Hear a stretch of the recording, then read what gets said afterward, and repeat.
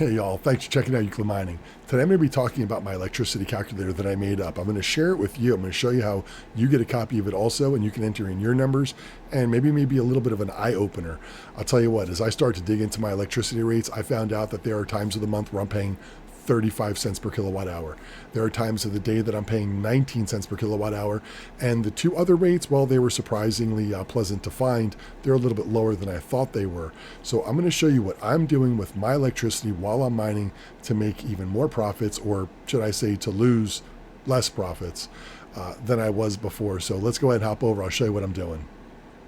So I've got the Hive OS up. I am mining Niaxa right now. This is on the 8-card RTX 3060 Ti rig.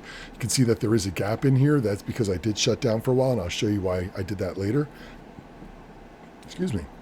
I am getting 184 megahash, and I'm using about 1400 watts. Now, we know that's not right. If we looked at the wall and I get it off my PDU, I could tell that I'm using 1298 watts, and I'm going at 184 megahash.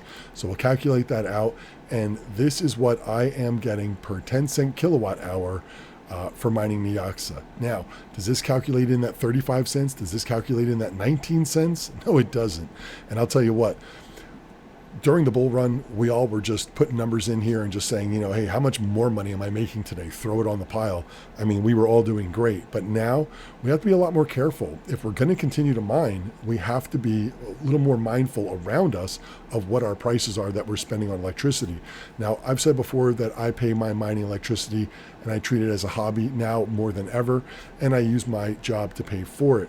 But why not save a little bit of money? So what I did, I started looking at some of my overclock settings for my 3060 Ti, trying to find the most efficient settings, and I did.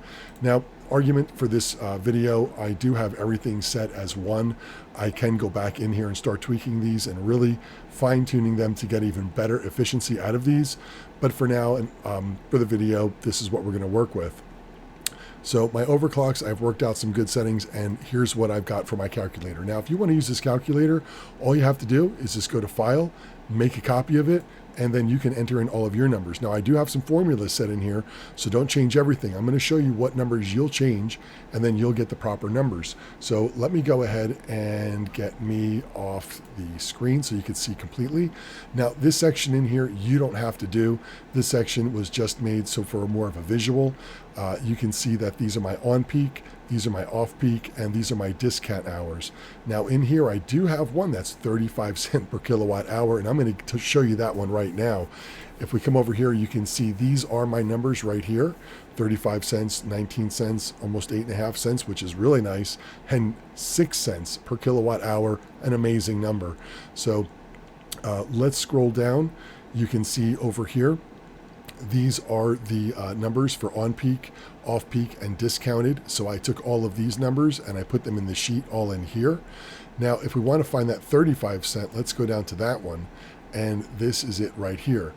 Determination of critical peak pricing. The company will call up to 20 critical peak days per calendar year. That means that's about every 18 days, one of these is going to come, and it will go up to 35 cents. But what they do is that it is just replacing the peak hours for that one day. So let's see, during the company design, critical peak days on peak hours will become critical peak hours. So back over here, it means that these hours that are already the worst hours to be mining will become those critical peak hours, and you definitely want to be off for those hours. Now, that is only once every 18 days or so, so that's not the end of the world that it's only once, but typically this is when you're going to want to shut down. I talked about earlier when I showed you how there was a gap in my mining. This actually, here it is here, this is the gap. This is summer, this is winter. So since we're in winter, I'm just show you this one here. You can see that I do get the critical would be here for that one day, but also my on peak at 19 cents. Definitely we're going to be shutting down during this time and letting my miner run the rest of the time. This is my off peak, and of course my energy, my discounted energy. In the winter time, you get an extra 2 hours bonus, so that's kind of cool. But this is the time that I have to be careful not to be mining, because when I look at what to mine, you know, in that 10 cent kilowatt hour, that does not take into effect or take into account the 19 cents, nor does it take into that one time of month approximately 35 cents per kilowatt hour. So that is huge to take that out of the equation. If we come down here, this is my summer, this is my winter. All you got to come down here and you can see that the right here is what I'm using in my on-peak hours.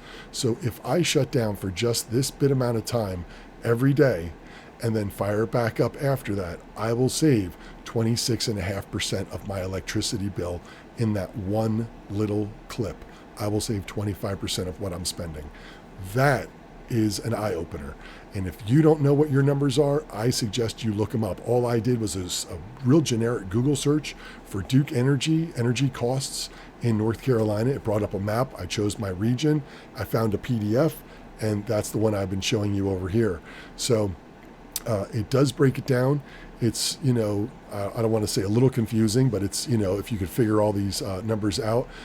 Like I said, this chart in here is really just for a visual so you can see what it is. But this is what you'll need to change. Excuse me. So what you're going to want to change on this sheet. Now, like I said, there's formulas in here, so you don't want to mess with a lot of this stuff. But what you want to do is you want to change your rates in here. You only need to change these three. Just know that that one is when you need to be shut down. And really quick, bring you back over here. Here it is right here, just a little further down. If you're wondering when it happens, well, here it is. The company will notify customers of critical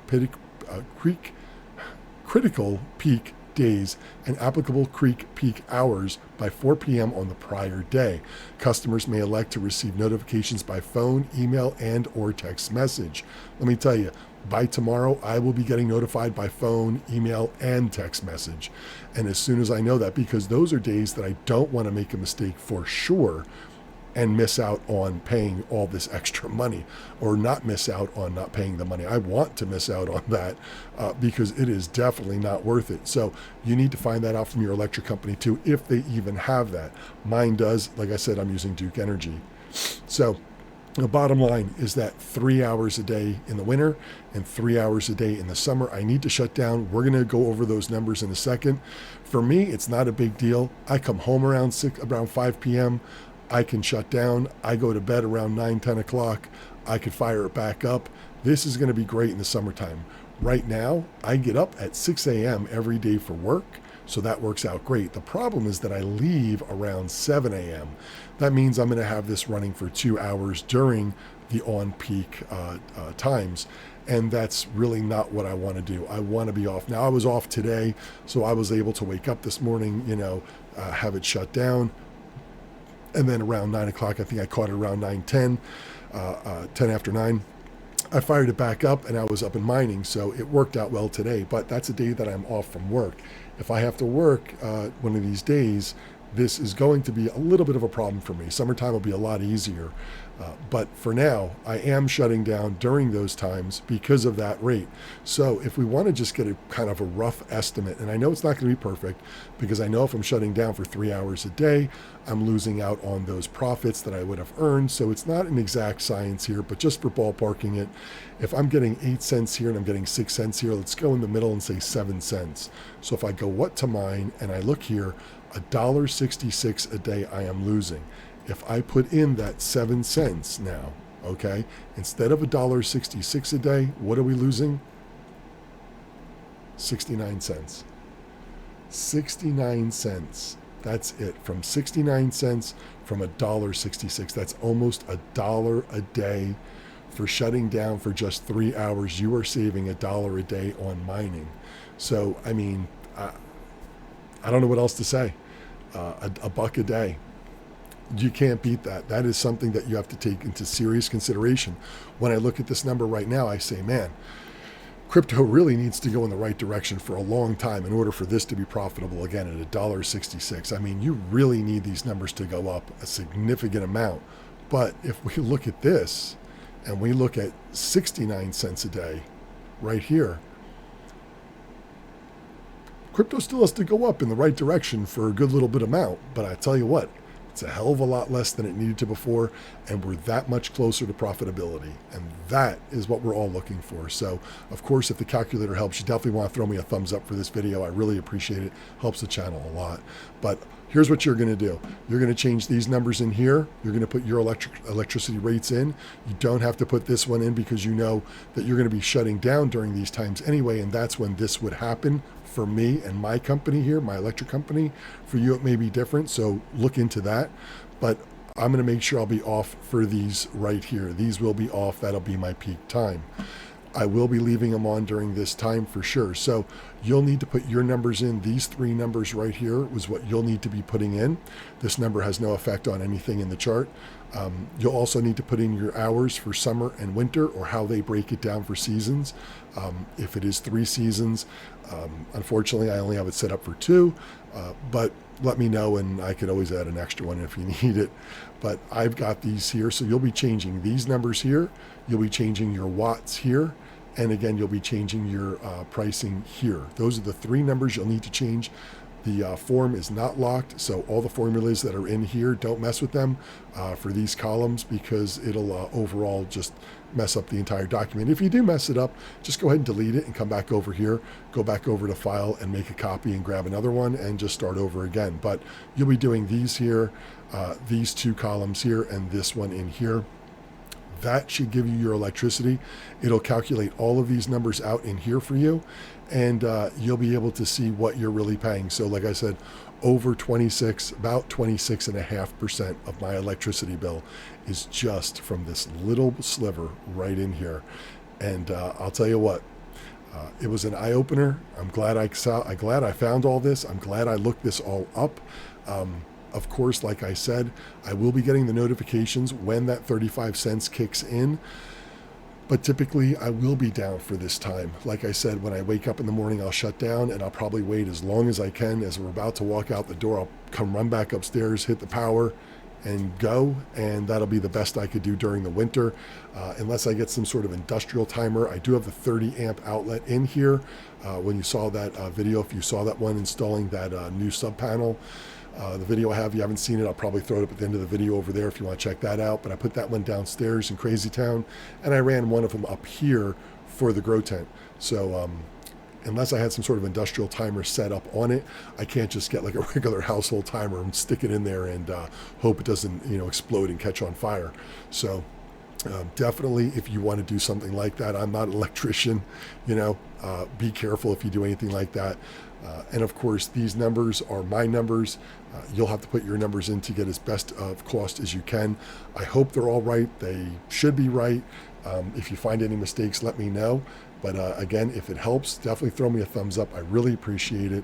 Y'all, we have to be more careful about the money we're spending so we can be more profitable, because I'll tell you what, 69 cents a day, like I said, for an 8-card rig is not that bad. I know it's negative, but I'll tell you the truth. It's an easier pill to swallow, that's for sure. So appreciate y'all checking in. If you haven't subscribed to the channel, it's going to be right over there. If you want to watch that video of me putting the sub panel in, it's going to be right up over there. I appreciate y'all. Thanks for checking in again. I'll see y'all next time.